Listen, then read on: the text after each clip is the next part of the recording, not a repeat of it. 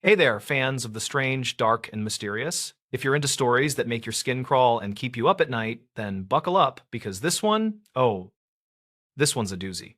Before we begin, tell me, where are you listening from and what time is it there? The stories.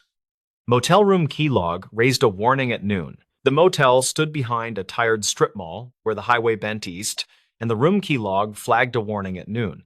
The manager said it had never done that for a single guest before, and the front desk software timestamp looked clean.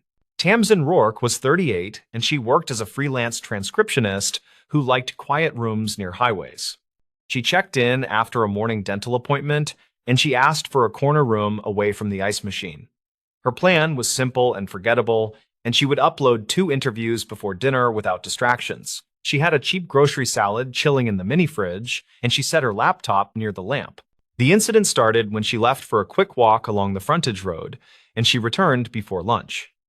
The red light on the lock blinked twice when she placed her key. And then the handle felt sticky for a second.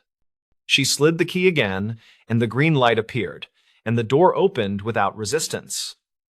Something in the room felt slightly wrong, and her neat habits made that feeling hard to dismiss. Her notebook sat an inch off its earlier square alignment, and the privacy latch hung down at a different angle. The remote was upside down on the bed runner, and the curtains were parted just enough to show the lot. She did not panic, and she checked the window first, then the bathroom, then the closet. Nothing obvious was missing, and nothing valuable looked disturbed, and the safe still clicked with the same code. The manager, a steady man named Karim Doss with a careful way of talking, came up with a portable printer. He said the lock system kept an audit trail, and he could print the last 50 entries for peace of mind. He pressed a button on the encoder box, and a strip of paper fed out with lines that looked like a receipt. He pointed at a line that read, "Warning at 12:00, and he frowned at the code beside it. Karim said the warning usually meant repeated wrong keys, or a master key used in the wrong sequence. He asked whether she had trouble at the door, and she said the first swipe was odd, but it finally worked. He said housekeeping had not reached the swing yet, and the schedule showed rooms 5 through 10 blocked for later. He also said maintenance had no work orders near her room, and the pool pump had their focus today. Tamsin asked for a copy of the printout, and he tore the strip carefully and handed it to her. He said the desk software would mirror the entries, and the access times should match the paper record. He offered to change her room, and she said she preferred to stay if he could figure out the timing. She needed to finish her files, and moving would cost an hour of careful setup that already worked. He left to check the system downstairs, and she began a small investigation with habits learned from years of odd jobs. She took pictures of the desk layout, and she wrote down the position of the remote and notebook. She opened the fridge and felt the salad lid, and condensation traced the shape of her thumb. She photographed the hallway from her doorway, and she watched the corner mirror for anyone watching her room. Her phone showed an unknown missed call at 11:59, and the voicemail held only air and a soft tap. The timestamp placed the call 1 minute before noon, and that matched the printed warning by chance or design.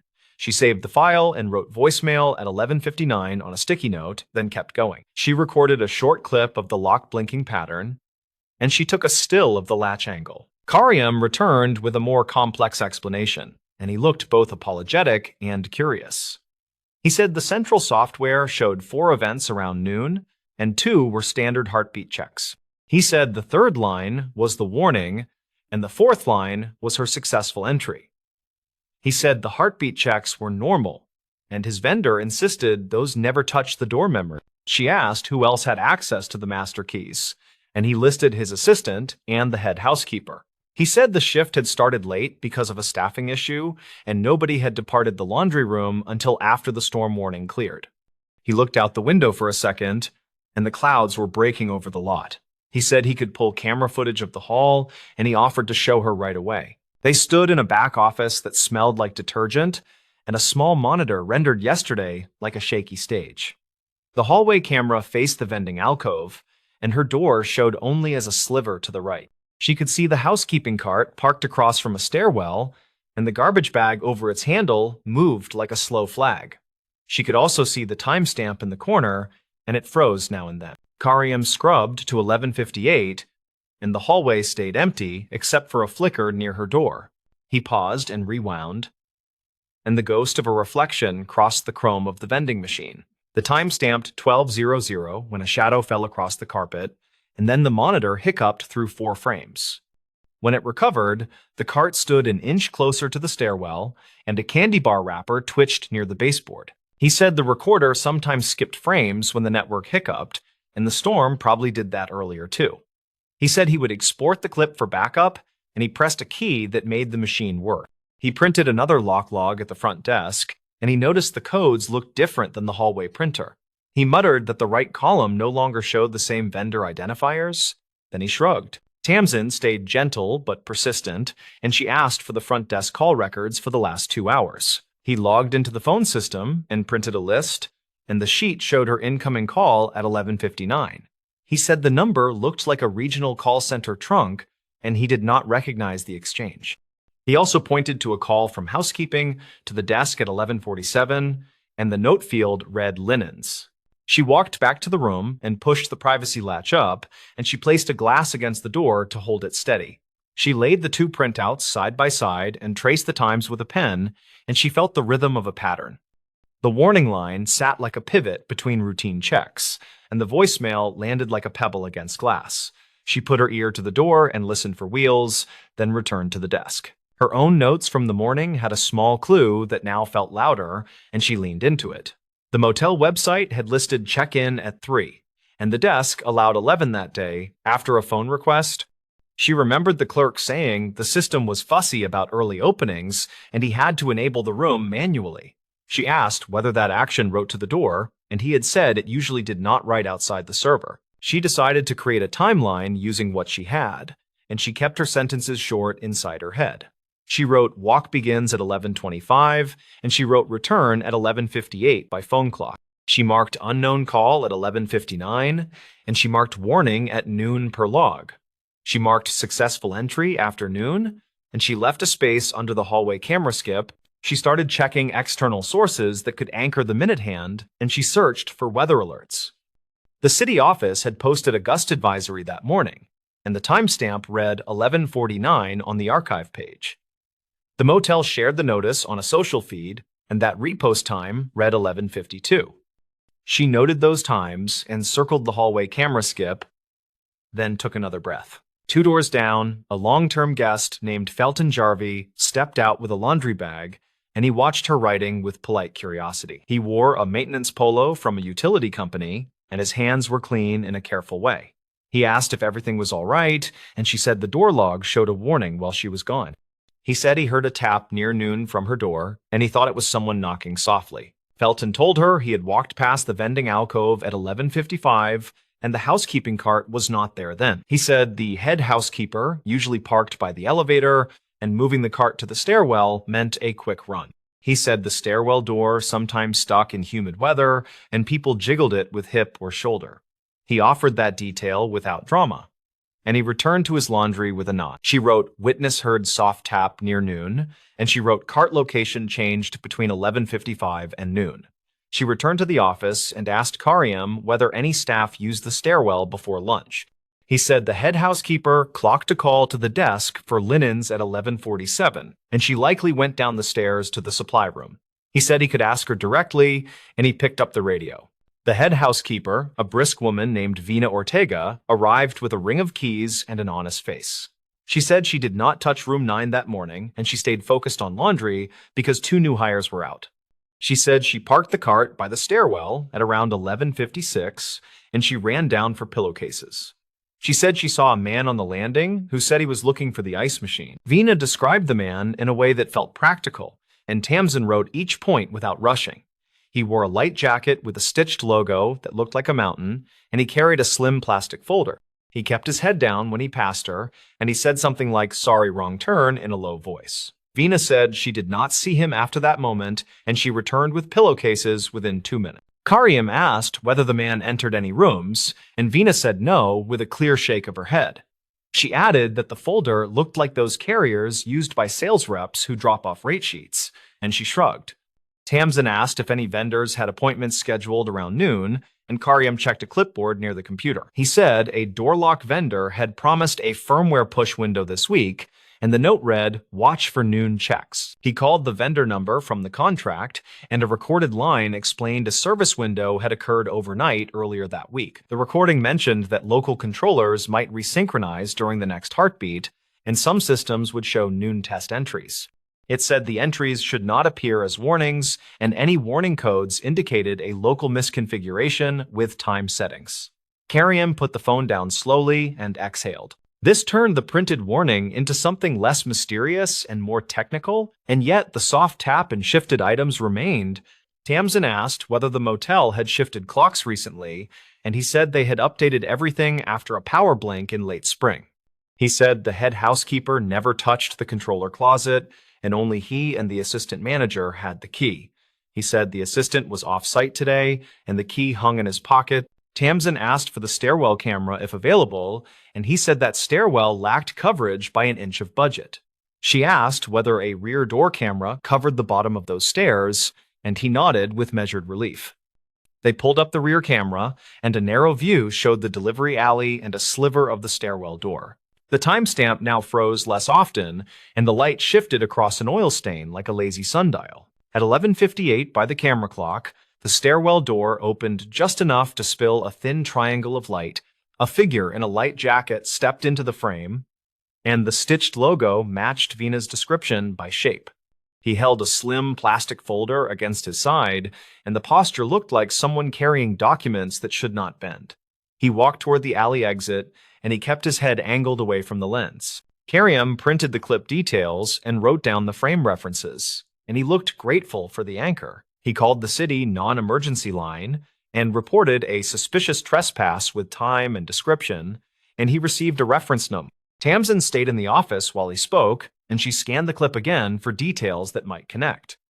The jacket logo looked familiar, and she leaned closer to the screen. She remembered a flyer in the lobby about avalanche readiness training from a regional outdoor store, and the mountain logo resembled that brand. She found a photo of the flyer in her morning snapshots, and the triangles of the logo matched in a crude way. She wrote possible brand match on her notes, and then she reconsidered the cleaner explanation. She asked whether any delivery drivers wore similar jackets from a local supplier. Karim said a laundry service delivered on Tuesdays, and their shirts had a wave rather than a peak. He said a copier technician had visited last month, and his vest reflected light in bright stripes. He also said a door lock vendor rep had visited in 2019, and that rep carried a thin folder and spoke softly. He pointed to an old business card taped inside a drawer, and the logo on the card was a shield. Tamsin returned to the voicemail and listened again, and the soft tap in the recording felt more like a brushed microphone. She increased the playback speed, and the hiss changed pattern, and the tap now sounded like a door meeting a frame. She looked at the lock and imagined someone swiping a card and bumping the door with a shoulder, then backing off. The warning at noon could align with an invalid swipe, and the soft tap could be that bump. She compared the hallway camera skip with the rear camera movement, and a pattern gained weight. The hallway camera froze near noon exactly when the stairwell door opened downstairs, and the network load could explain that. The housekeeping cart shift lined up with Vina jogging to the supply room, and the man could have slipped past as she turned. The voicemail hit her phone as the man reached the bottom door, and the network jitter added noise. She also checked her own photos from the morning, and one showed the privacy latch at a different angle before she left. The after image showed the latch touching a scuff on the frame, and the before image left a finger of space. That meant someone likely opened the door enough to disturb the latch, then reset it with an unfamiliar hand. The remote upside down could be a subtle cue of a rushed search or simply clumsy housekeeping. The twist arrived when she noticed the line at the very top of the first printout, and she traced it with her pen. The header used a 2-letter time zone label that did not match the server region, and the offset would shift noon by 1 hour. The rear camera time showed one set of minutes, and the hallway printer showed another set on a slightly different clock. That meant the warning at noon really pointed to 11, and her walk covered that window. She told Karim that the warning might mask an entry a few minutes earlier, and he nodded slowly as the idea settled. He pulled the controller settings and found a daylight rule applied twice, and the vendor menu allowed only one checkbox. He disabled the duplicate flag and printed a fresh log, and the warning line now read 11:58 after correction.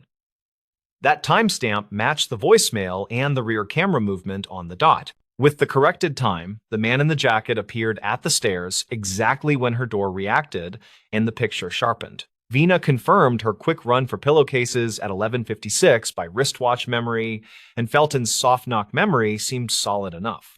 Karim called the non-emergency line again with the refined time and the clearer description, and the dispatcher thanked him for the update. Later that afternoon, a patrol unit stopped by and reviewed the printed clips and the fixed audit trail, and they asked simple questions. They said a regional scam had targeted small motels by posing as vendor reps, and the goal was to test doors for forgotten valuables. They said the suspects favored just-checked rooms with early occupancy, and a front desk distraction sometimes played a part.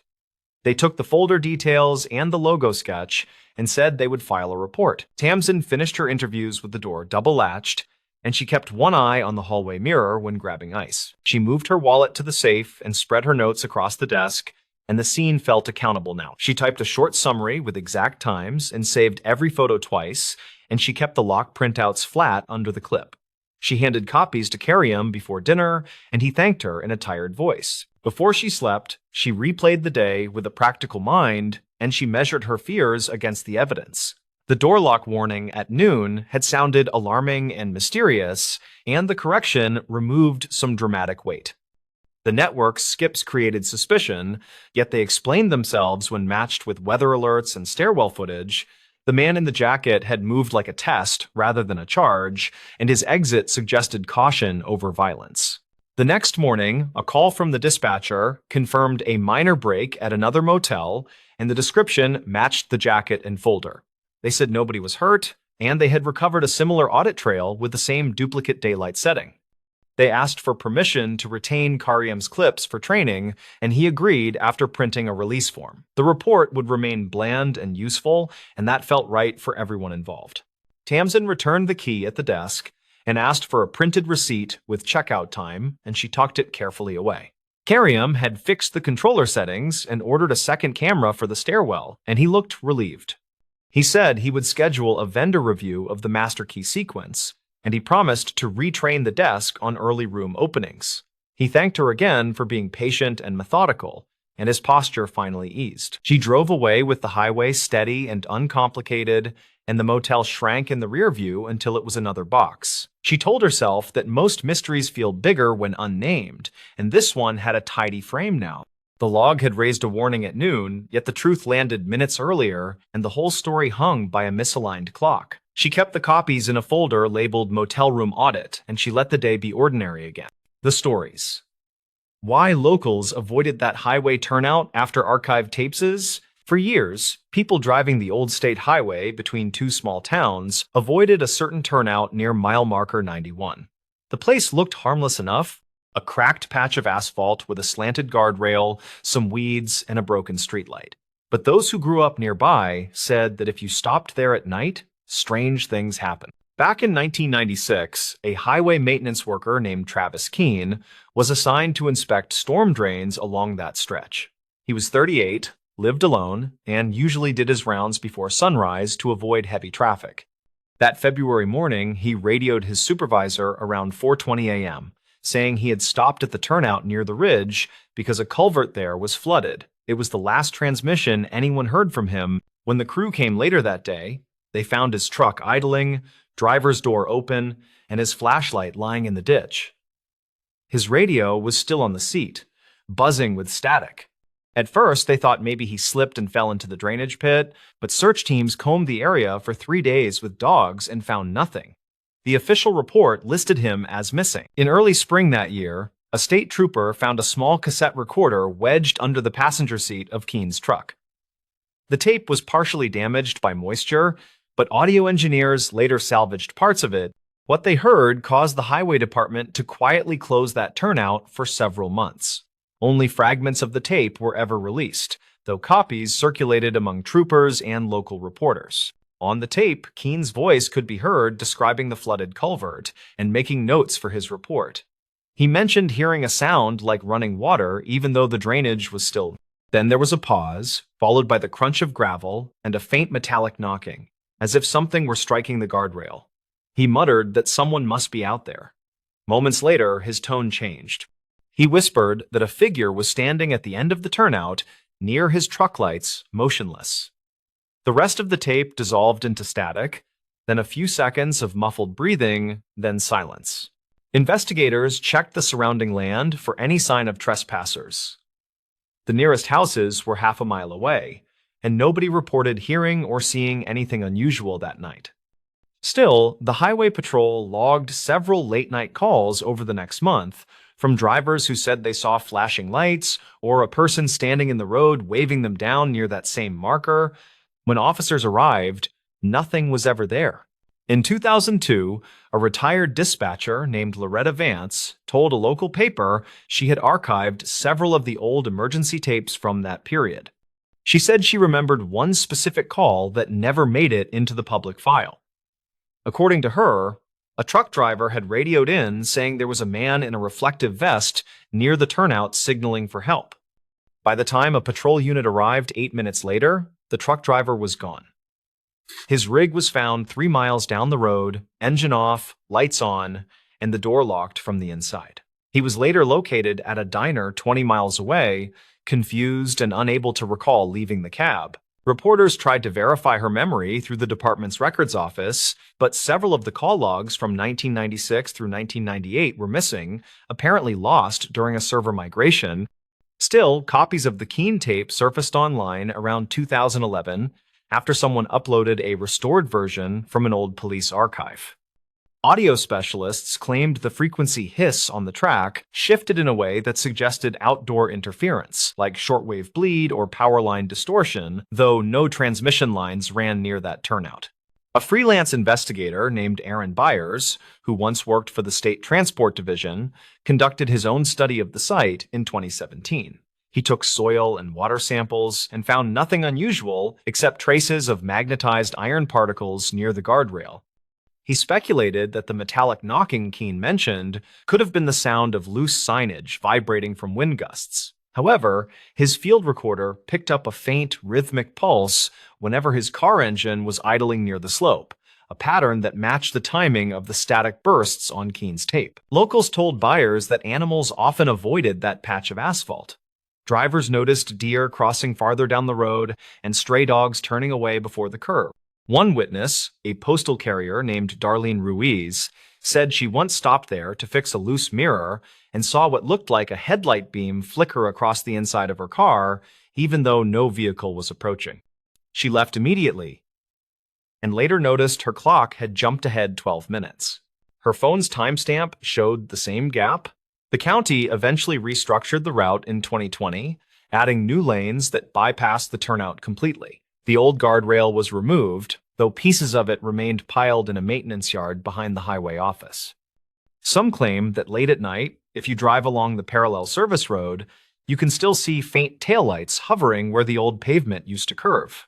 Over time, the Keene disappearance became part of regional folklore, filed next to old mine accidents and bridge collapse rumors, yet certain details kept resurfacing, like the archived dispatcher notes that matched later reports, or the fact that multiple tapes contained the same background hum. A few amateur sleuths suggested it was a recording artifact caused by cheap equipment, but no one could explain why the distortion always rose in pitch before the moment of silence. In 2023, a hobbyist group using drone-mounted sensors mapped the ridge for a documentary. They detected an underground cavity, roughly 12 feet beneath the turnout site, extending toward the nearby creek. Geological experts said it was probably an erosion tunnel formed by runoff, though it wasn't present in surveys from the 1980s. The cavity collapsed a few months later after heavy rain, leaving a sinkhole that swallowed part of the service fence. No trace of Travis Keene or his equipment was ever found in that area, but a later inventory from the transport department listed one missing flood gauge and a handheld magnetometer, both last signed out under his name. Today, older residents still tell travelers not to pull over between marker 90 and marker 92. They say sometimes, when the air is heavy with moisture and the road hums beneath your tires, you can hear faint tapping, like metal brushing metal, and a low voice reporting water levels into an old cassette recorder. Whether that's just echo carried from the nearby drainage tunnels or something else entirely remains uncertain. What's clear is that no one in town stops at that turnout anymore. The stories might be exaggerated, but every legend begins somewhere, and this one began with a man who simply vanished while doing his job. One quiet morning in 1996, the stories. Paramedic who returned a ring to the ranger station. He found the ring beneath a bench outside the ranger station after a thunderstorm cleared and left everything smelling like pennies. The inscription was shallow from wear, yet legible enough to stop him cold before he tossed it in Lost and Found. His name was Daryl Keene, 32, paramedic on the rural night unit that parked near the station between calls. He had clocked out late and planned to drive home for eggs and sleep, nothing heavier than traffic and weather. The ring was small, silver, scuffed, with 4 letters etched inside that did not match any brand he recognized. He wiped it on his shirt, felt ridiculous superstition prickle his neck, then reminded himself that metal was just metal. He walked into the station lobby where the maps curled at the edges and flyers begged hikers to sign trail registers. The clerk on duty that morning was a seasonal hire named Isabel Rusk, 26, wildlife biology graduate and coffee loyalist. She wrote the ring in the inventory ledger, asked his phone number for a courtesy call, and slid it into a tray. Dario left a note by instinct, a paramedic habit, logging time and location and weather in case someone asked later. Out in the parking lot, he replayed last night, which featured a stranded camper with mild hypothermia and a false alarm. He could not shake the ring, which was strange, because he usually forgot objects once they were filed and numbered. On his day off, he cut through town for groceries and noticed a poster at the laundromat that mentioned a missing ring. The page was sun-warped and stapled crooked, with a photocopied hand and the same 4 letters circled in black pen. The contact tear slip was gone, but a name remained that matched an old Ranger call sign he knew from dispatch. He remembered hearing it during training, tucked into an anecdote about a search several winters before he joined the unit. Back at his apartment, he opened a plastic tote where he kept spiral notebooks filled with patient notes and road observations. He used them to steady his head when night shifts stacked up and details blurred into one long siren-haunted ribbon. He flipped through a winter notebook and found an entry about a storm closure at the North Ridge trailhead near mile marker. There was a scribble about a reported vehicle in the lot after midnight, and a reference to archived calls marked cold case. The 4 letters matched the poster and the notebook, and his stomach tightened like he had stepped into empty air unexpectedly. He told himself it was coincidence. Then he looked again at the handwriting and knew he would not sleep without checking. He drove to the station and asked for Isabel, who had just come off trail crew support and smelled faintly like pine cleaner. She retrieved the tray, confirmed the ledger entry, and admitted that the ring already drew a call from a withheld number. The caller reportedly asked whether the inscription was intact, then hung up when she offered the standard lost property procedure. Isabel shrugged and said weird things find the station every year, then asked why he looked like he had swallowed a tack. Daryl explained the poster and his notes, careful with phrasing, avoiding names and exact dates that might tag private people. He asked whether the old Ranger call sign meant anything to her, and she frowned like a person trying to remember a ringtone. She typed on a terminal that still beeped like an old cash register and pulled up a thin incident summary from past seasons. The report mentioned a volunteer ranger named Lyle Witt, mid-40s, seen last signing out to check a flooded culvert. Witness statements suggested he turned off the main road to assist a motorist in a heavy rain that erased tire tracks. Final footage from a highway maintenance camera showed headlights near the ridge turnout, then heavy static as wind battered the lens. The 4 letters in the ring inscription matched his initials and a nickname the volunteer used on old trail day signboards. The summary ended with a note that the vehicle and the volunteer were not recovered despite grid searches and river scans. Daryl felt the room narrow, which happened to him on difficult scenes when he needed to pick the next useful action. He asked whether they ever collected personal property from that area, and Isabel said most recovered items turned up much later. She added that spring melt exposes things that winter hides, and lost metal often travels far in culverts and channels. Daryl asked to sign a witness statement, which felt strange, since his only act had been bending for a glint under a bench. He described the find with plain details, like distance from the threshold and position of the bench slats and water stains. He included the weather and the timestamp from his phone. Then he photographed the ledger page with permission for his records. On his way out, he noticed a corkboard with dryer lint textures of flyers, including one about historic flood years and culvert maintenance. A little printed square described a storm nearly 20 years back that undercut the ridge road and formed a temporary sinkhole. The line about road repairs matched a rumor he had heard on overnight radio, the sort of thing callers debate between traffic updates. He took a photo of the square and wrote down the maintenance contact number, then drove home feeling like the ground rode along. That evening, he called the maintenance office and reached a supervisor named Raleigh Dim, 51, veteran of patchwork and paperwork. Raleigh remembered the volunteer by call sign and said the guy reportedly once welded a broken gate hinge on his lunch hour.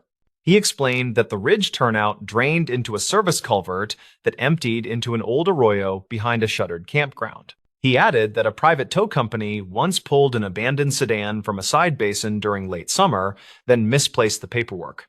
Dariel asked whether the county kept disposal receipts, and Raleigh said archived bills lived in a warehouse that smelled like motor oil. He offered to meet the next morning with access to the paper stacks if Dariel did not mind dust and swearing at faded ink. They met in a low building whose metal roof pinged when gulls landed, and Raleigh rolled out a ladder and a cart with binders. Dariel paged through invoices and found a line item for a recovered vehicle from the ridge vicinity after a storm year. The receipt lacked a plate number, which set his teeth on edge, but it listed a description that matched the volunteer's truck. A handwritten note in the margin directed the tow company to hold personal effects for a claim that never arrived or cleared. Dariel used his phone to scan the page, then asked Raleigh whether the side basin ever got dredged for heavy debris after storms. Raleigh nodded and said they tried, but the basin had pockets where things settled deep and stayed quiet until a new season. Back at the station, Isabel took the scanned receipt and added it to a folder that had begun to resemble a small case file. She called the number from the old poster just in case, and it rang to a voicemail that no longer accepted messages. They agreed not to speculate out loud, which is how responsible people hold a line between curiosity and harm to private families. Instead, they requested access to dispatch logs from that storm week, using internal email channels and precise language about inventory continuity. The logs showed multiple calls reporting a stalled vehicle and disappearing taillights near the ridge turnout around the same time. One archived call captured a voice asking if the station had a spare chain, then cutting out as thunder rolled over everything.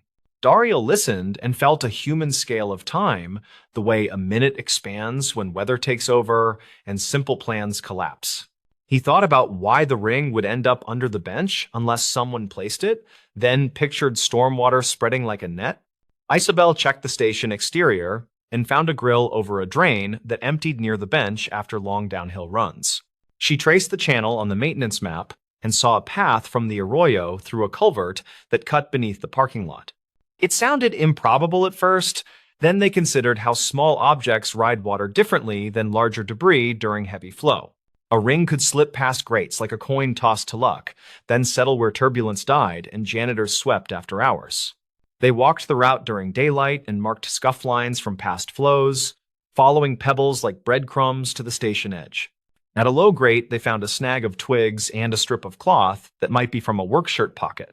Isabel bagged the cloth and labeled it for possible testing, though neither expected much, and both respected quiet possibilities. They logged locations and took photos from eye level and boot level, then stored everything in the folder that felt heavier daily. That night, a withheld number called the station again and left a message that asked whether the initials were still visible. The voice sounded older and careful, and the caller reportedly asked about stainless versus silver, then thanked someone who had not answered. Dariel suspected a relative who wanted privacy, so he did not push for a callback through caller lookup that might bruise boundaries. Instead, he asked Isabel to post a simple notice that an item was found, with identification proof required and no description. 3 days later, a woman arrived with wind-bitten cheeks and an envelope of photocopies of Trail Day signboards and old photos. She introduced herself as Marnie Witt, 50, postal clerk, and said she believed the ring belonged to someone she once knew. She produced a photocopy of a volunteer roster with initial marks that matched the inscription style and the spacing between letters. She also brought a scanned image of a birthday photo reportedly taken at the station picnic where the ring first appeared on a hand. Isabel followed procedure, asked neutral questions, and requested a description without revealing any difference between steel and silver. Marnie said it was silver and scuffed from manual work, and the letters were done with a cheap engraving pen from a hardware counter. She had no interest in press or drama, only closure regarding a box of things that never found a rightful shelf at home. She did not ask about remains or rumors, and the room felt like a church hallway, with voices quietly minding the floor echo. Daryl watched her study the ring like a person watching weather, accepting change without bargaining. Then she nodded and held it close. She signed the claim form and thanked them for record keeping, then said she planned to take the ring to a quiet spot and breathe. After she left, Daryl and Isabel sat silently with a folder that could be closed even without answers that win headlines. They updated the file with non-identifying language, noting that the event remained unresolved, but an item found its probable keeper. A week later, Raleigh called to say the warehouse yielded another stack of toe slips that linked the earlier receipt to a dated work order. The order referenced a truck pulled from a side basin near the arroyo, with no occupant listed and disposal recorded after waiting periods. Daryl printed the work order and attached it to the file, then suggested a courtesy memo to the county records office for alignment. The memo included excerpts from dispatch logs, witness statements, and the inventory ledger, written plainly, without speculation or sharp claims. He drove to the turnout that evening and parked where the wind rolled downhill like a waterless river over dry grass. He stood by the newly repaired grate and imagined a ring skipping through stormwater, then settling under a bench as the world dried. On the way back, he stopped at the laundromat and saw the old poster had been removed, the staple holes still marking the cork. He felt relief and something else that did not have a tidy name, a feeling like finishing a call without losing anyone. At the station, Isabel had taped a small note above the lost and found that read, "Inventory matters, please describe details patiently." Daryl smiled because he knew how patience saved lives on ugly roads and how tiny facts often carried heavy conclusions silently. He wrote a final entry in his notebook that summarized the chain of events, using timestamps and neutral phrasing like a field report. He listed his own doubts and how they changed, which he did after tough nights, so future him remembered the shape of useful doubt. He drove home and fried eggs and left the radio off, letting the quiet fill in around the edges of the long day. In the morning, he returned to duty and checked his ambulance kit twice, then a third time, because routine confidence keeps hands steady. News never broke big from the ridge, and that felt right. Because families deserve weathered truths without strangers guessing for sport. The station kept the folder in a locked cabinet with a slip that directed any future inquiry to records with gentle formality. When Daryl parked near the bench again, he looked at the drain and thanked the design that nudged a small thing into daylight. He also thanked the habit of writing things down, because memory can bend when nights are long and calls stack like restless waves. He knew the ring did not fix the story, yet it tightened the edges enough to hold, like stitching on a torn sleeve. He decided that returning it mattered regardless of headlines, because care can look like a metal circle resting in a palm. Later, a storm rolled across the hills and the station roof hammered, but the grate held and the lot drained without drama. Daryl watched the water pass the bench and felt steadier than the week before, which is a kind of quiet rescue in itself. He thought about that last highway camera clip that cut out as wind rose, and he hoped the driver knew someone kept looking. He believed that simple custody of small objects carried weight, and he promised himself to keep taking notes when the world blurred. The next week, a handwritten thank you arrived with no return address, just a single sentence about holding grief like a stone. Isabel logged the letter, then placed it in the file where it settled beside receipts and call logs and dry photographs. They closed the cabinet gently, like leaving a campsite clean, and the station returned to business with maps and radios humming. Daryl stepped outside, breathed air that smelled like wet bark, and felt awake enough to meet the next ordinary emergency. He walked past the bench and saw nothing shine, and that unremarkable view felt right, like a road that finally held its line. The stories. Night guard who logged footsteps, no camera recorded. The guard wrote down 8 distinct bouts of footsteps inside an empty building, and the cameras showed nothing all night.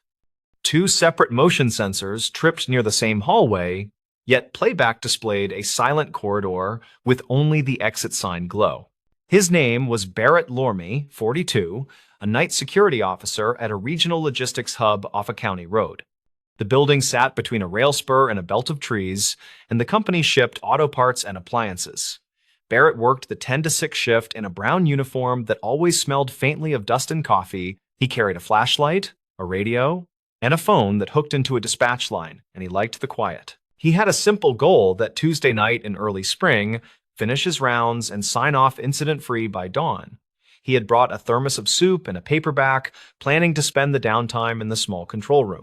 He checked the weather and watched rain move in thin sheets across the lot lights. He thought about replacing his shoes, since the tread had started to squeal on polished tile. The incident started just after midnight, when he heard measured steps across the second-floor mezzanine.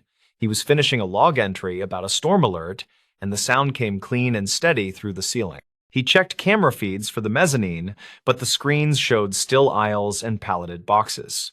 He grabbed his light and his radio, and he headed for the stairs with the practiced calm of routine. At the mezzanine, he found that familiar quiet hum from the conveyors, a noise that never truly stopped. The footsteps repeated behind him, like someone matching his pace near the rail that overlooked receiving. He pivoted fast, saw only empty air and a red light blinking on a camera dome.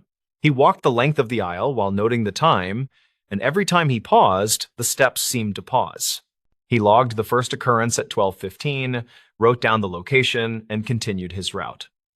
On the next pass, he heard them again near the battery storage closet, crisp against the concrete. He spoke into his radio, more for procedure than comfort, and announced that he was investigating a possible trespass. He found the closet locked and the seal unbroken, which did not help his nerves. From the control room, recordings later showed a hallway with nothing but reflected light pooling against steel doors. The microphones in that area were old and tinny, yet they caught a faint rhythm that matched walking.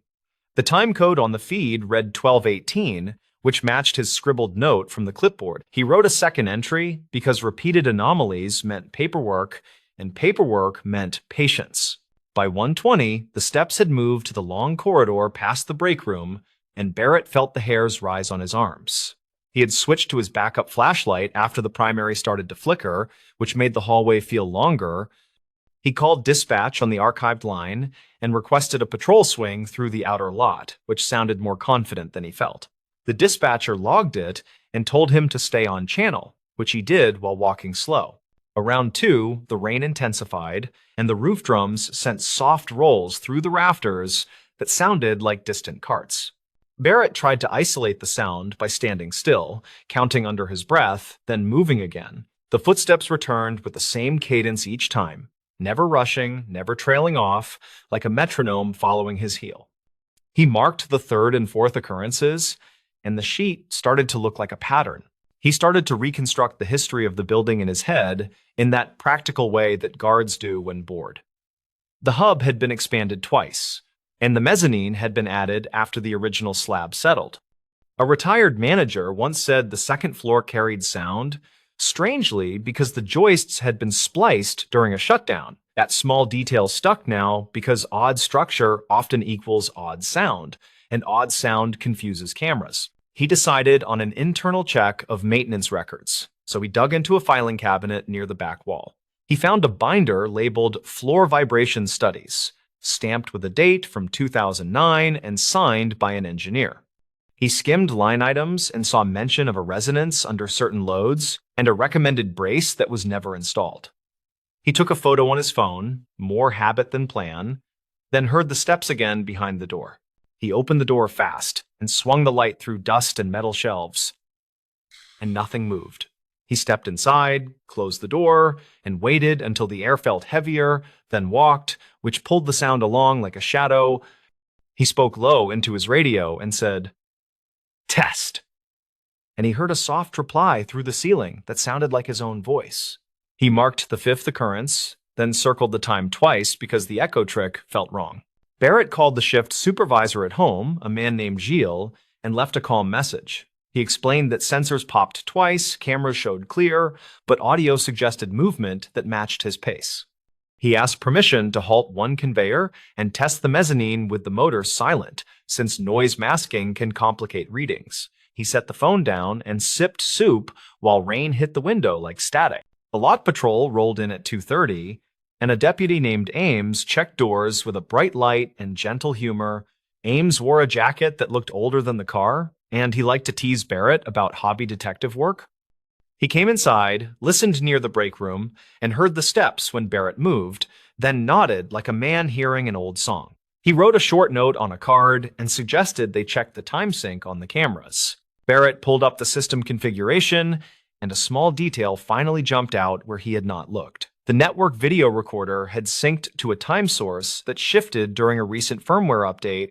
The correct setting had moved to a secondary tab, and the cameras were drifting a minute and a half slow during overnight resets. He compared timestamps against the dispatch call log, and the mismatch explained one gap, but not all gaps. He pulled out old handheld footage from training drills, which he kept on a thumb drive for new hires. A clip from 2019 showed a tour up the same staircase on a quiet Sunday night. The trainer had mentioned that the mezzanine acted like a drum when a person moved near the expansion joint. In the background, steps mirrored the instructor in perfect time, and the camera, pointed into the void, recorded nothing but sound. Witness statements from shipping staff added another layer. Since people love to tell small tech stories when asked kindly, a forklift driver said the mezzanine cameras had been moved 2 years earlier after a near miss with a swinging hoist. The new angles covered the rails and aisles, but created a narrow dead zone where a parapet shadow swallowed detail. The guard had never noticed because no one had reported anything in that exact strip. At 3:15, Barrett and Ames did a careful test. Treating the building like a patient with a stubborn cough, Barrett walked 5 paces, paused, walked 5, paused, and Ames watched monitors and marked everything on a yellow pad. The audio track caught consistent taps that matched the shoes, and the video showed an empty frame right where the parapet shadow lived. The dead zone was only 3 feet wide, yet it covered the spot where the resonance amplified best. They tried the same thing with the conveyor powered down, and the pattern grew clearer and less masked. Without the motor hum, the sound felt sharper, as if the building had pulled back a curtain, yet the frame still looked clean. Ames snapped his fingers and said, "That right there is our ghost. If a ghost paid rent and liked stairs." Barrett smiled without meaning to, then told him he would still file the incident by the book. He went back to the maintenance binder and took a second photo of a page about a brace that was never installed.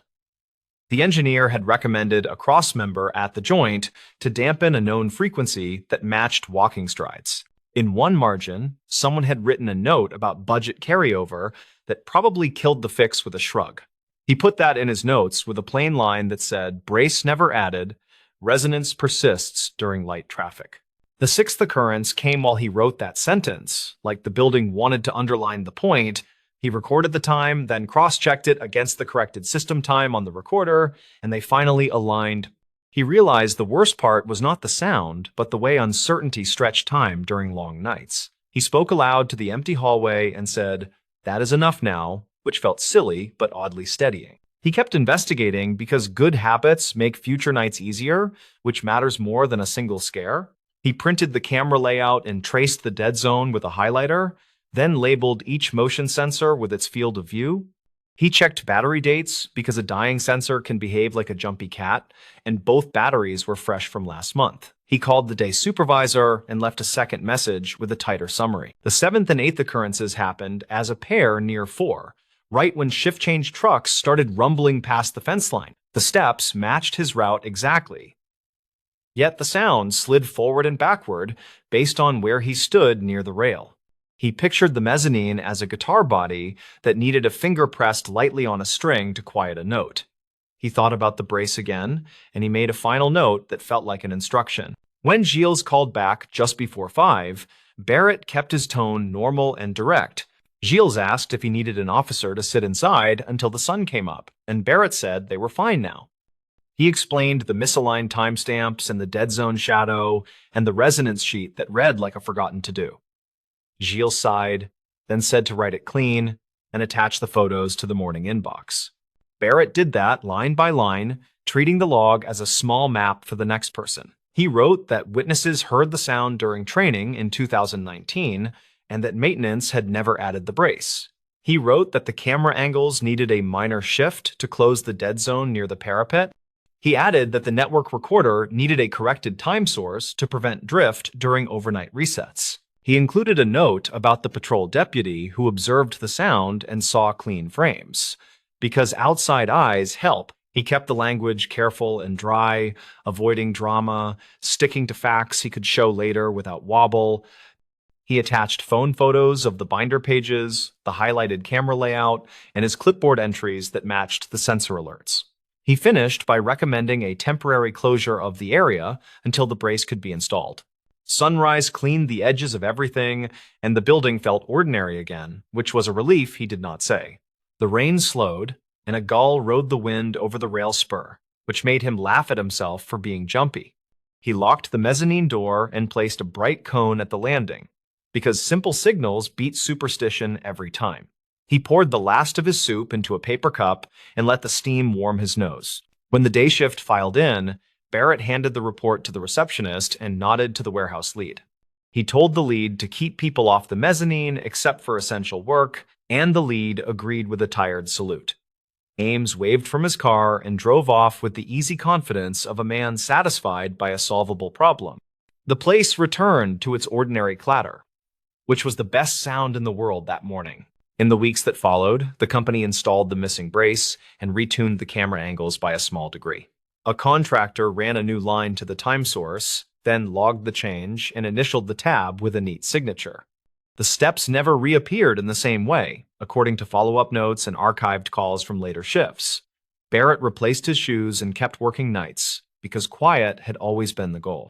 If anyone asked about the story, he told it straight, and he never padded the edges to make it spooky. He said that buildings remember their mistakes in the shape of their echoes, and a cheap fix can teach a loud lesson. He said that cameras can lie without malice if someone nudges their clocks or points them an inch left.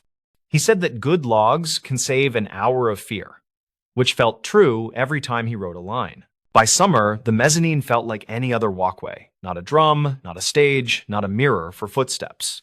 The report lived in a drawer with other small sagas of night work, each one patient and plain. Barrett liked that the truth did not need big words or legends, just careful notes and people who read them. He had found the sound and given it a reason, and the reason made the building quiet again. The stories. This abandoned cabin is a warning trap in winter. The old cabin beside the county line looks empty from the road during storms. Yet a warm porch light appears. Drivers aim for it when whiteout wipes the world, because a light means shelter, or at least a neighbor. Rhea Calder is 36 and works as a county snow operations supervisor, and she keeps a spiral notebook of storm anomalies. She shows up before dawn, checks blades and salt loads, and marks complaint calls with a thin blue pen. Her goal this morning is simple. Get the ridge plowed before the school runs, then swing by a trouble spot. The spot is a bend near an abandoned mining cabin, where people keep calling for help when the sky goes white. The incident that changes her plan starts with 2 archived calls that ping the same mile marker and both mention the same porch light. The first caller said the light flicked on like someone waved them in, and then their SUV sank past the axle in drifted powder. The second caller said he saw reflective stakes like a private driveway, and he trusted the stakes and followed them in. Rhea drives out with a plow and a county ranger, and the wind pulls spindrift across the hood like milk. She idles beside the bend, then walks the last stretch on a packed lane that should not exist. The lane is narrow, precisely the width of a small plow, and the snow on its edges shows a scalloped bite that her crews do not leave. She studies the porch light, which is wired to a salvaged marine battery and a hockey puck-sized solar panel. The cabin window is boarded, yet bare footprints cross the porch, and the snow on the mat is tamped smooth with a boot heel. A battery radio inside clicks on and off on weather band, then goes silent like a timer has died. A tow truck appears before Rhea can call the last caller back, and the driver waves from a bright red cab. He introduces himself as Tully Grange, and he says he just happened to be nearby, which is unlikely on a weekday morning before the bus runs. He backs toward the trapped SUV with a practiced arc, then stops when Rhea holds up a hand. "This is county equipment," she says. And he shrugs, then says he can wait in the pullout. She notes the pullout was not there last week, because she passed here in a smaller storm and saw only brush and drift. The fresh gravel under his tires is a tan quartz blend not used by their supplier, which her crews call peach pit gravel because it stains gloves. Complication lands in small details that refuse to match, and details are the only honest witnesses in bad weather.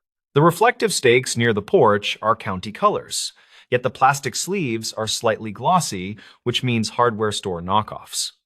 The stake spacing mirrors a county driveway template, yet the end flare is reversed, which a training manual would not allow. She opens her spiral and writes the count of stakes and the order of colors, then photographs each with her phone. The ranger sets a trail camera on a fence post, angled at the bend, and another on the porch beam, both tagged with the hour and coordinates. Rhea pulls a corner of the mat and finds 2 zip ties and a clipped wire, both wet from this morning, not last week. Investigation moves step by step when the storm pauses and the phones ring less, so she visits a gas station near the turnoff. The clerk says a red tow truck fills up on calm days and buys coffee for anyone who mentions the cabin. A retired school bus driver named Lauren Ibarra stops for a paper, and he says he saw private plow tracks peel off before the storm, then vanish in wind. She requests dispatch logs for the past 3 winters and filters for that mile marker, then highlights clusters that pair with heavy snow. Callers mention the same porch light, the same reflective stakes, and the same quick tow arrival, which dispatch marks as helpful. She watches a dash cam clip from last month where the light clicks on as the hood swings left, then the video ends with a soft crunch. Archived calls from 2021 mention a ham radio voice that says shelter is nearby, and then silence like a squelch cut. A volunteer firefighter says in a witness statement that the cabin used to be a safety cache and now nobody claims ownership. A Forest Service mail thread she prints at the office says the cabin fell off the map after a boundary change in 2019. Rhea returns with 2 crew trucks and a trooper who knows every rancher along that ridge, and they wait for nightfall. A thin moon slides behind blown cloud, and the porch light pops alive at the first gust, soft and steady like a welcome sign.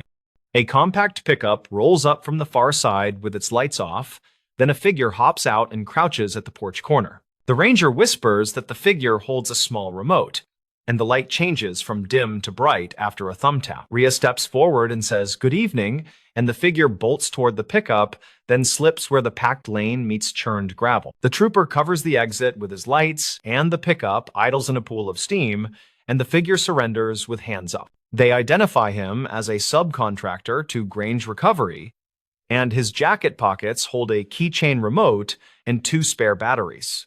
Zip ties match the ones under the mat, and a roll of reflective tape matches the stakes, which are cut to driveway template lengths.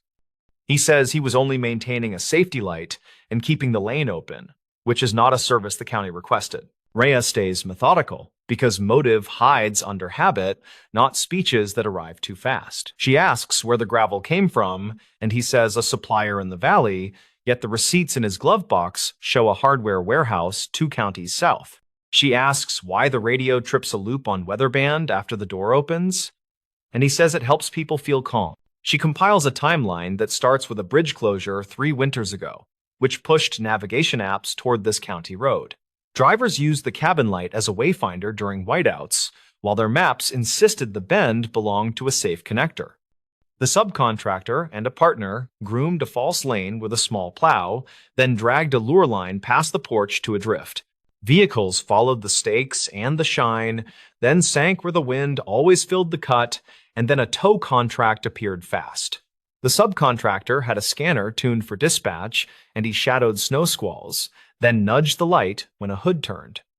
The porch light served as both promise and bait, a warning tone that pretended to help while herding people toward trouble. The twist clicks when Rhea notices something everyone else ignored, because details are stubborn and patient when money moves. The stakes used county colors, Yet the white stripe appears cream at dusk, which happens when old tape yellows in cold. The county only switched to that tape after a backorder last spring, yet the stakes showed last winter, which means someone copied and refreshed. She pulls a photo from the first cluster of calls and zooms on a stake that leans at a slant near a spruce. A boot print sits at the base with a split heel pattern, and the subcontractor wears the same make, which the trooper confirms. The peach pit gravel under the pullout matches bags stacked in the pickup bed, stamped with a store brand not used locally. They bring in Tully Grange on a quiet afternoon, and he arrives calm, carrying a thermos with a sticker from a drag racing track. He says he never told anyone to follow that light, and he is right in the narrow way salesmen are right. He made sure the light stayed visible from the highway, and he made sure the false lane looked exactly like a private driveway. Rhea uses her spiral notes and dispatch timestamps and the dashcam clip to assemble a proof that a prosecutor can lift. The proof is plain. The lane grooming aligns with tow arrivals, and the light remote explains the synchronized porch glow. The radio loop satisfies a claim of safety service, yet the loop trips only when a door opens after a driver commits. Witnesses give short statements. A school custodian says he saw stakes in a truck behind the parts store, and a rancher remembers a trailer loaded with gravel. A hardware buyer confirms past orders of reflective sleeves and tape and county patterns, then prints invoices with dates that match storm weeks. The trail camera video shows the subcontractor stepping off distances with a tape measure, then pressing reflectors into drifted banks. The county files charges on false markings and a long list of fraud-related counts, and the state adds a charge tied to interference. Rhea builds a corrective plan with simple steps: remove the stakes, angle the porch light away from the bend, and post clear closure boards. She requests new advance signs that warn of no outlet during storms, and the road team builds a berm past the bend. In spring, she visits the cabin in daylight when the stream runs high and the spruce throws a clean shadow. The boards are still up, and the marine battery sits in a crate with a tag that says evidence in blocky marker. She writes a last page in the spiral: cabin neutralized, tow arrivals normal, and local drivers back to watching the sky instead of a lure. She keeps the dashcam clip on her work desktop as a reminder of how easily stressed people choose the first light they see. She writes a line on a training slide: never chase glow in a whiteout, choose distance markers and windbreaks and patience.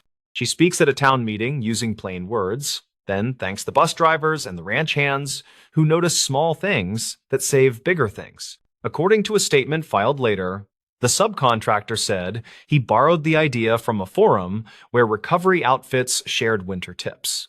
The forum is archived now, and the thread title mentions hazard magnets, which makes her jaw tighten in a quiet office. She forwards the archive to a state liaison, then shuts her laptop and listens to the heater tick inside the shop. 2 winters later, a driver who once followed the light sends the department a short letter with a photo of the bend in Sunday. The letter says, "Thank you for fixing the trap, and thank you for posting signs that speak like a human, not a brochure." Rhea pins the photo on the bulletin board and draws a small check beside the mile marker on a laminated map. The cabin still stands, where the wind stacks powder against the wall, and a jay hops along the porch rail after a thaw.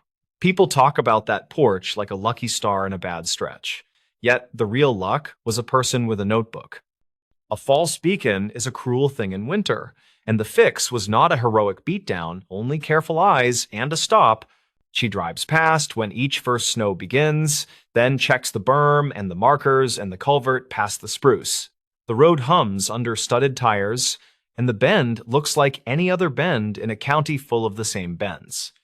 She knows a trap can wear a smile and a soft bulb, and a warning means nothing unless it points away from harm. The old cabin still looks empty if you do not look close, and light can lie when money needs help.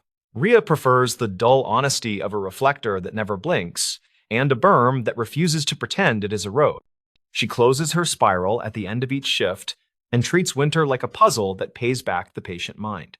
The stories. Why this abandoned cabin had alleged proof in drywall. The story kept circling a single point about an empty cabin and a word written behind drywall. People called it proof. They did not agree on what it proved, but they repeated the word until it sounded heavy. Renata Vale was 36 and worked as a county property assessor who handled delinquent parcels. She drove a faded sedan, kept a folder of index cards, and listened to dispatch traffic. On a late spring morning, she headed to a decommissioned fishing road where a tax sale cabin sat empty. Her goal was simple and boring, which was to document storm damage before the auction and verify the interior. The cabin stood near a shallow creek with boards turned gray and a porch sag bent toward the dirt. A rusted mailbox leaned near the gate, with paint scabbed off and a number grit filmed over. Renata took photos for the file. Then she checked the back door where a hasp hung, but the lock was missing. She logged the broken hardware as prior damage, then stepped inside while the floor pressed its complaint. The incident began as a sound that did not fit the room, and then a sight. A sheet of drywall in the front room had a patch that sounded hollow when tapped. The panel was bright white against tobacco walls, and 4 black screws sat too straight and clean. She noted a faint dust halo around the joint compound, which looked newer than the rest by many years. She started a routine sweep while recording voice notes to keep the chain of events tidy. The stove held a nest of brittle twigs, the fridge was gone, and a thin mattress lay folded. Renata kept moving and counted outlets, then paused at the patched panel again. Her notes said the sheet brand looked like a type common after 2010, not the 1980s era expected here. 2 neighbors drifted by while she worked and gave versions that agreed on mood, not detail. A ranch hand named Cleo Vargas recalled sirens and smoke from 1998 when a fire line whipped through. Cleo said a man who stayed here left in a hurry and never came back, and people held a fundraiser that winter. A grocer named Benito Lake remembered men in a county truck replacing a little window about 2012, though he admitted the year could be off. Renata took their names, then asked if anyone else checked the cabin in recent years.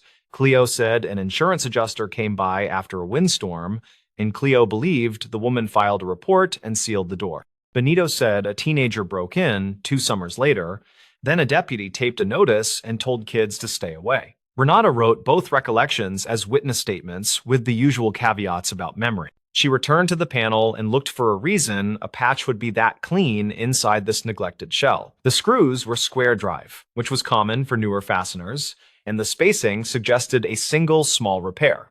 The joint compound had been sanded poorly and left a telltale crescent above the seam. She ran a small flashlight along the edge and found a hair-thin line that was not paint. Her job did not include prying open walls without cause, so she called her supervisor and explained the condition. He told her to capture more context and check permits, then hold off on any invasive step until the records search. Renata agreed and left the cabin to sit with her laptop in the car while the creek talked its small talk. The county database was a stubborn thing that offered results if you knew how to ask without being greedy. She entered the parcel number and found a series of tax liens followed by a default. The permit history showed 2 entries worth attention. First, a window replacement request filed 2011, then a drywall materials purchase noted by a grant program 2015. The second entry surprised her, since the grant was designed for weatherization, not interior repairs. She cross-checked the vendor list and saw a receipt from a hardware store 3 towns away. The purchase line item said half-sheet gypsum and screws, with a date in early summer 2015. A note mentioned a volunteer crew and a case number from the sheriff office. Renata paused and rechecked the address to make sure she was not mixing properties. She downloaded everything, then called the sheriff records clerk and asked if the case number could be viewed. The clerk said the report was open public information because it involved property maintenance hours completed after a welfare check. The description said a deputy supervised a group that boarded a back window and patched a hole where a wood stove pipe had been. The deputy name was listed as J. Kravitz, with a badge number and a contact line. Renata called the number and reached a retired deputy, who answered his phone with a dry voice and correct dates. He remembered standing in that cabin while a volunteer placed a sheet over a hole, and he remembered the neighbors bringing lemonade. He also remembered boys laughing because someone had drawn a cartoon in dust above the refrigerator space. Renata thanked him and asked if any record included interior photos from that day that could be released. Kravitz said he took 3, which he felt comfortable sharing if the clerk confirmed the release path. The email reached her 10 minutes later. with 3 small images showing a too-clean patch, a bent stovepipe, and a blank wall. The timestamp read 2015 with an hour that matched late afternoon shadows. Renata zoomed in and saw the same screw pattern she had just seen in person. She returned inside with a copy of the email printed, which satisfied her need for a pre-image before touching anything. She recorded a video on her county phone, then gently ran a utility blade along the painted seam and loosened the small patch. The square drive screws turned with almost no resistance and dropped into her pocket. The board came free and showed the backside marked with pencil lines. There were 2 words in block print near the center, and a string of numbers that looked like miles or hours or both. The words read, "Tell Mara," then below them a date in words that matched late summer 2015. A thin arrow pointed toward the upper corner, where someone had tucked a sealed plastic bag with a micro SD card. Renata did not touch the bag, since she already had more than enough cause to stop and phone this in. She stepped back and spoke to her phone, as if it were a witness who needed comfort rather than patience. She said she had an evidentiary find, likely tied to a case report from 2015, and she described the board condition. She then called her supervisor and said she would hold position and request a deputy to document chain of custody. Her voice felt steady, which helped, and the creak still talked. The responding deputy arrived from the nearest substation and followed a familiar script at a deliberate pace. He photographed the panel, bagged the micro SD card, then requested a second unit to confirm signatures. He also asked Renata to repeat her steps for his body camera, which she did, and her voice stayed calm. He wrote "Tell Mara" in his notebook and underlined the date, then asked about any person by that name in the area. Cleo returned when he saw the cruiser and stood at the fence with a careful expression that suggested curiosity and worry. He said a woman named Mara used to work at the gas station near the highway, and she moved inland after the big fire.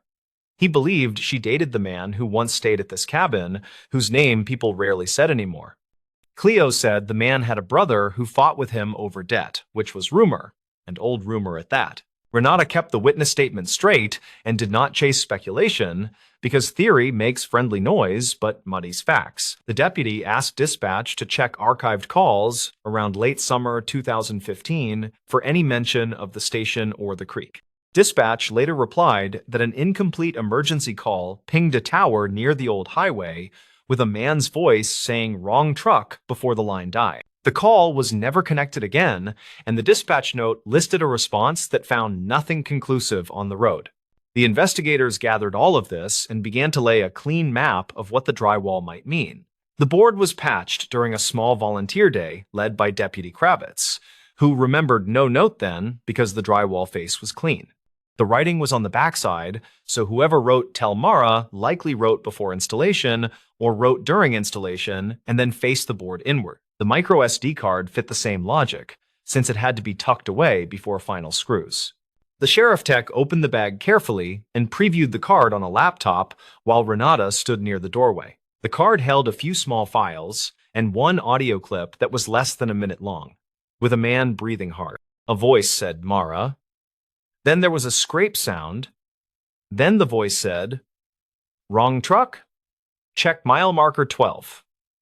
Then silence. The text said the file metadata matched a late summer date, 2015, which matched the pencil note. The deputy asked Benito about mile 12, and Benito said a vanished reflector stood near a turnout everyone used for tire chains. He said the place was not on maps, but everyone knew it by a crooked pine and a faded mile stencil. A second unit drove there and found an old-cut bank with broken bottles and a rusted number plate choked by vines. That team then called for a grid walk and a metal sweep, which turned up a torn piece of a license frame. County records later produced an abandoned truck report filed by a salvage yard in early fall 2015. The report said a pickup had been moved by a private tow from a turnout before a storm and later sold for parts. The tow ticket listed a different mile marker by mistake, likely copied wrong by the driver, and the ticket names were hard to read. The salvage manager admitted their clerk sometimes took shortcuts with paperwork when storms crowded the yard. A detective interviewed the retired tow driver and asked for his memory of the pickup and its condition after the call. The driver said he remembered an empty truck with a broken rear glass and a tarp inside that smelled like gasoline. He said two men met him at the turnout and pointed to a path, and he signed a work order that he no longer had. He said he remembered a gold wedding band on a chain near the shifter, which he placed in a cup holder out of caution. The audio clip and the drywall note nudged the case from rumor to a timeline that had context and checkable waypoints. The incomplete call in 2015 used the words "wrong truck," which matched the audio and echoed through dispatch records. The mild repair day in 2015 created a perfect stage for a message that only a future visitor might find. The instruction Tell Mara suggested the writer knew a specific person would eventually hear about the cabin again. Renata learned that temp crews sometimes used whatever board they had in the truck, which could explain the face-inward mistake.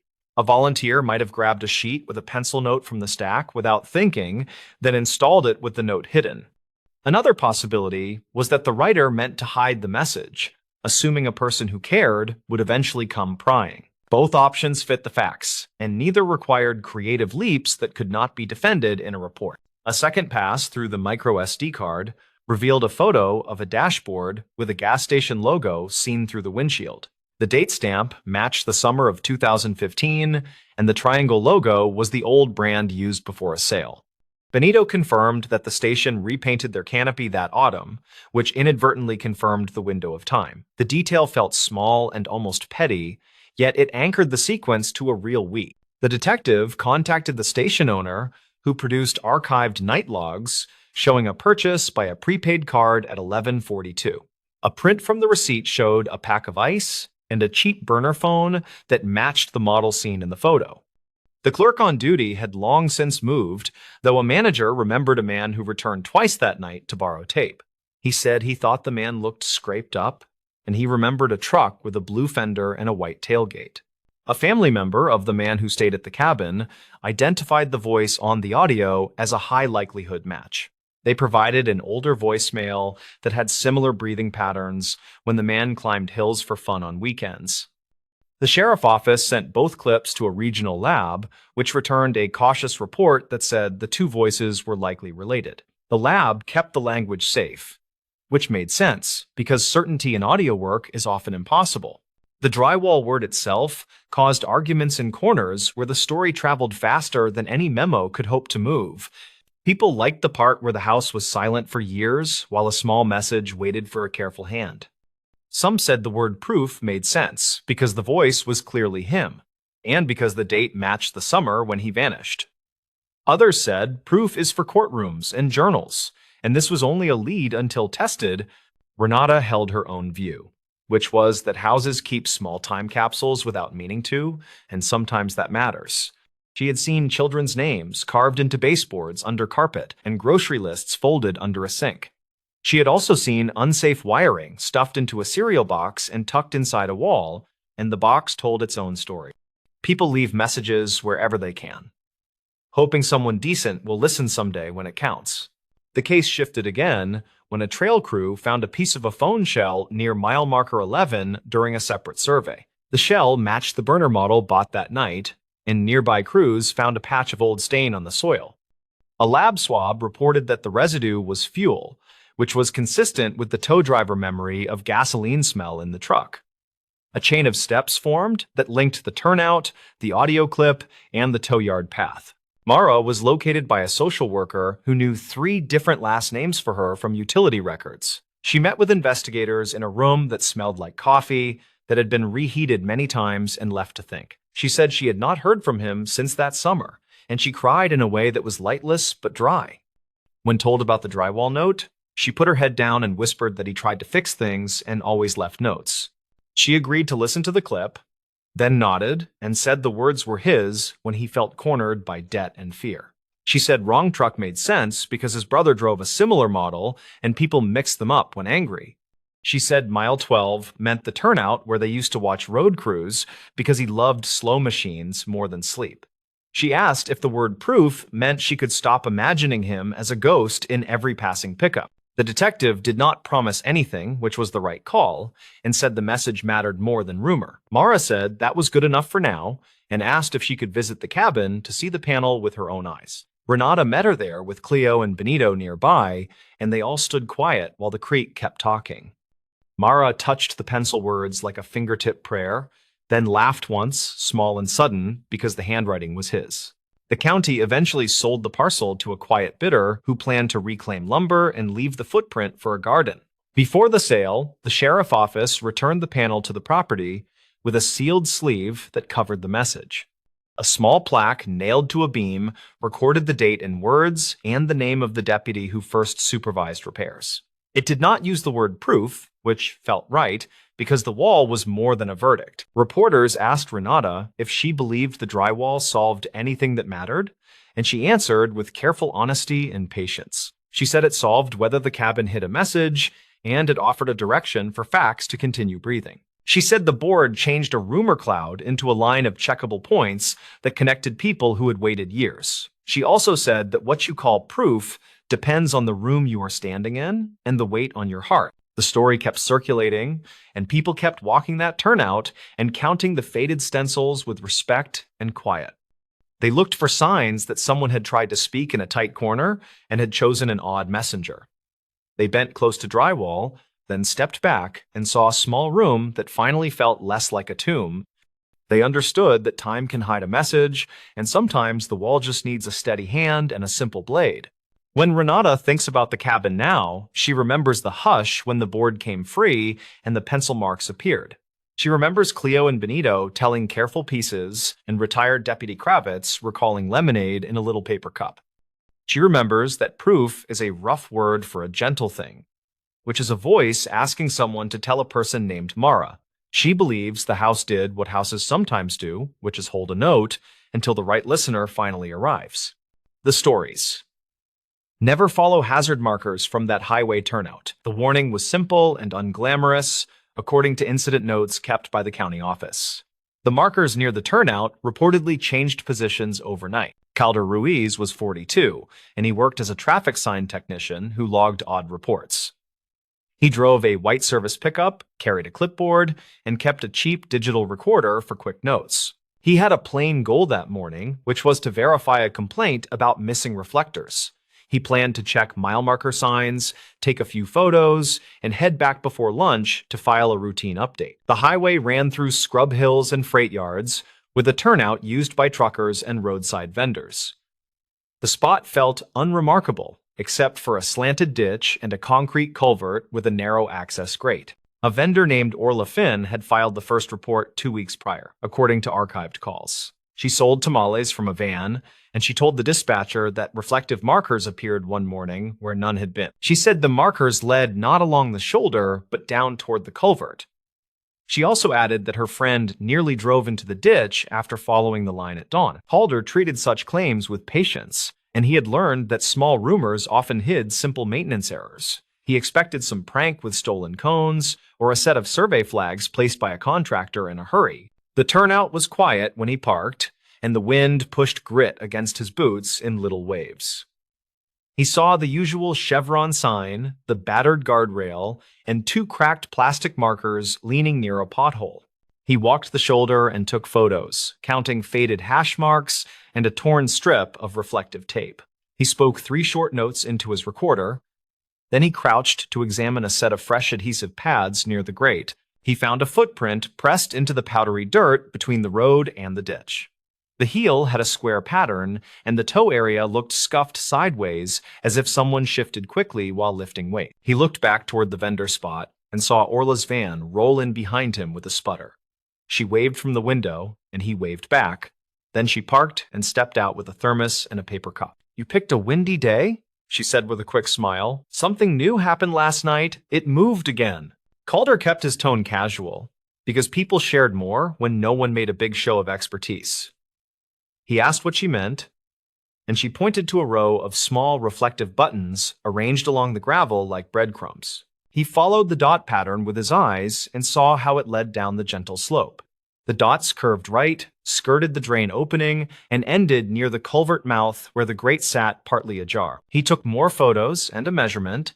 Then he pulled a glove and tested the grate with a light tug. It shifted with the gritty squeal of old metal, and a faint smell of machine oil rose from the dark. Orla poured coffee and set it on his tailgate. Then she said she had a witness. A night guard from the freight yard told her he had seen a pickup here after midnight, and the guard thought it belonged to utilities. Calder asked if the guard gave a plate or description, and she nodded slowly while searching her phone. She had texted herself a note, which named a green pickup with a white magnetic sticker on the door. He logged that detail and thanked her.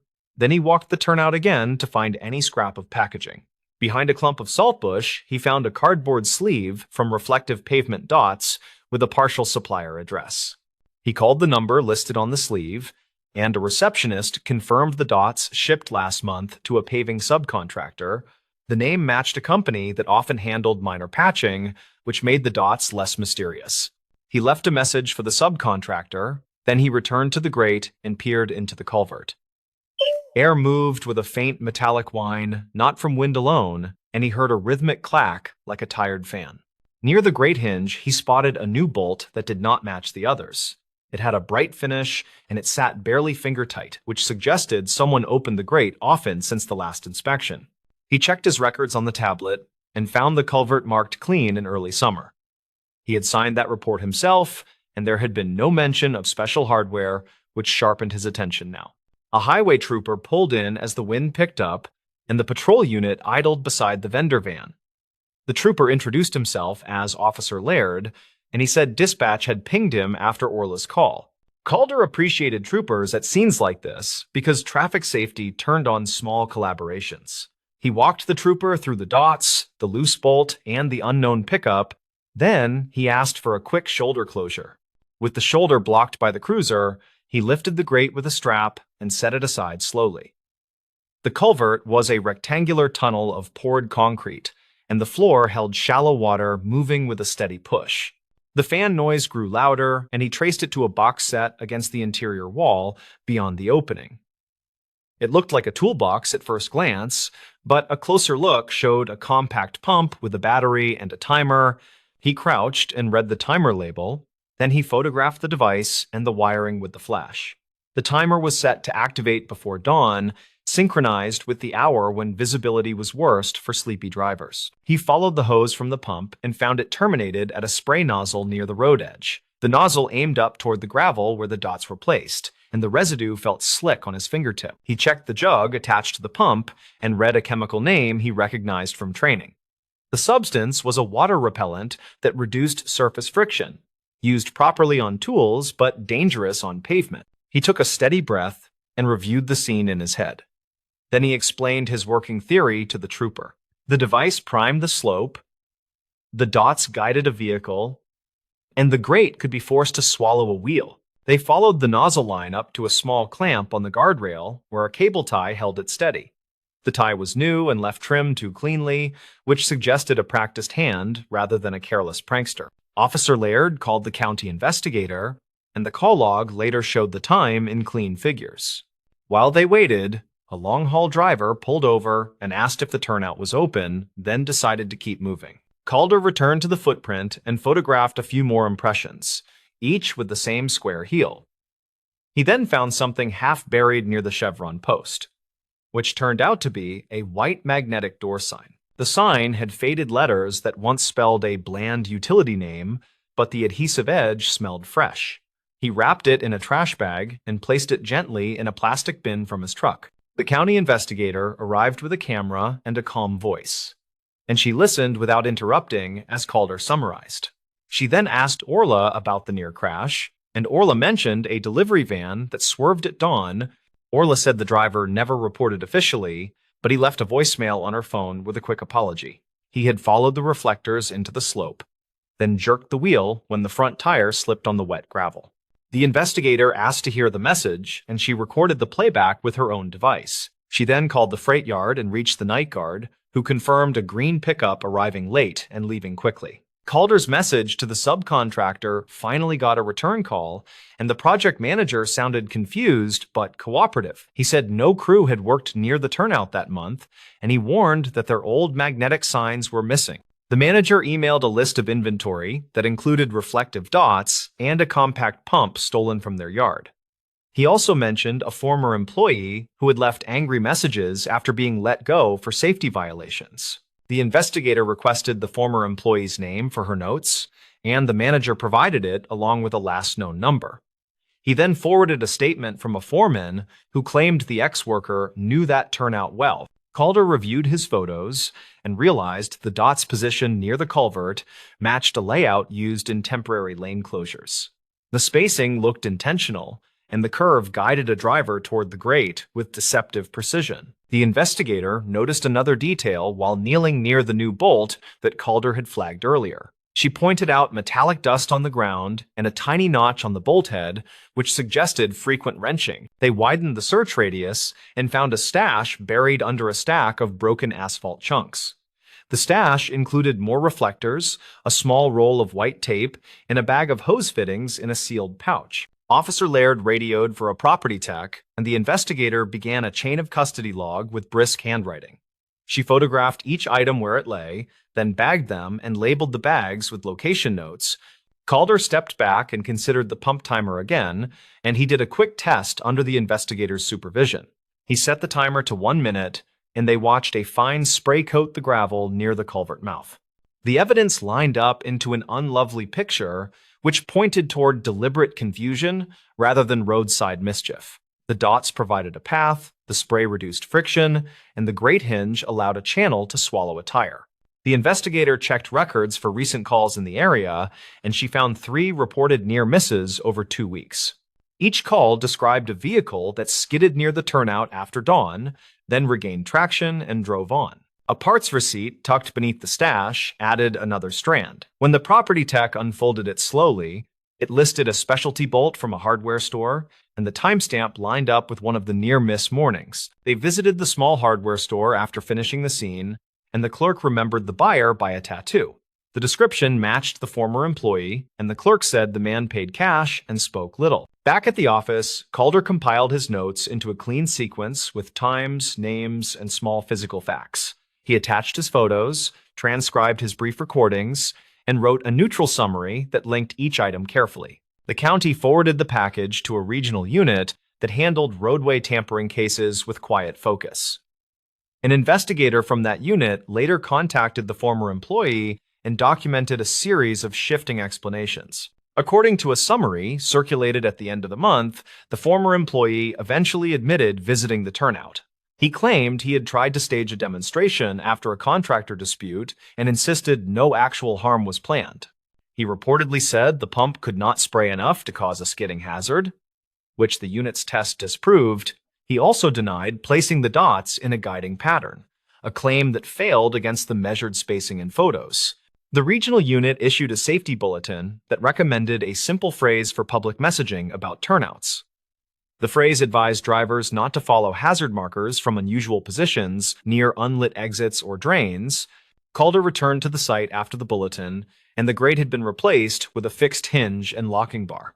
The guardrail had fresh bolts, and the vendor spot held 2 official signs warning drivers to stay on the paved shoulder. Orla waved him over and handed him a tamale wrapped in foil while the wind finally calmed. She thanked him without ceremony, and he nodded and said the county would keep checking until the simple things stayed simple. He took one last set of photos for the file and listened to the highway hum roll across the ditch. The turnout had the same bones as before, yet it felt steadier now that the false path had been cleared. He thought about how easily people trusted bright markers on dark mornings when coffee had not quite landed. He knew most hazards were loud and obvious, while the quiet ones sometimes wore official colors and waited patiently.